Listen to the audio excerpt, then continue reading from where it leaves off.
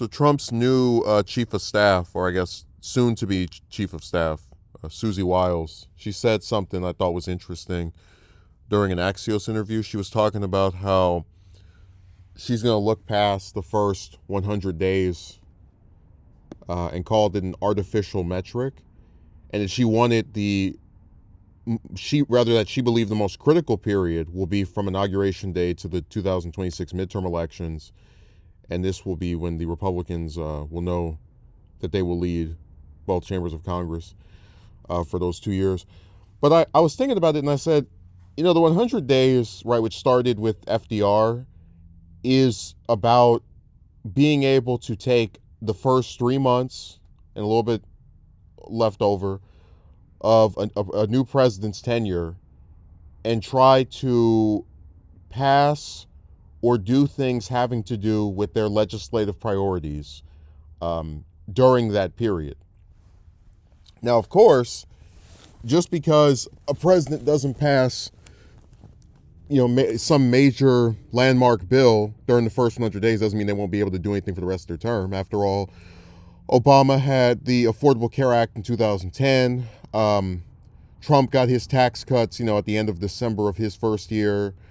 There still are plenty of instances where, and we don't even have to talk about Bush and No Child Left Behind. All the different programs he had after 9/11 gave him the support of just Americans in general for his first term. But usually, if you don't get something passed in the first 3 months having to do with your legislative priorities, it's a pretty good indicator that you're most likely not going to get around to passing the big bill that you want. Like, there are a lot of people who like Trump, but in all honesty, his only big achievement in terms of getting a bill through Congress, right, like something that he was really dead set on passing, was the tax cut. For the rest of his term, besides that one law in December of 2017, it was mostly executive orders and, just stuff that really didn't require Congress. And that's why I think if he goes into a second term, should he not be able to, I guess, secure border wall funding or whatever other stuff he claims he wants to do, right? After the first 3 months, you're probably not going to see most of it done because, we can go back to his original term.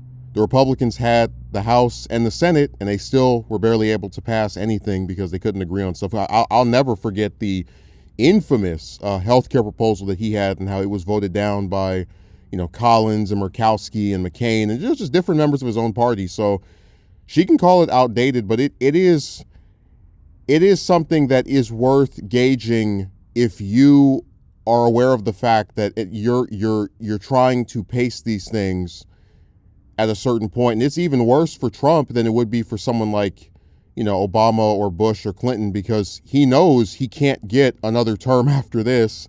So everything he wants to do has to be done within those 4 years. And in particular, everything he wants to do has to be done within that first half of those 4 years, because he doesn't know if the Republicans are even going to retain the Senate and the House after 2026.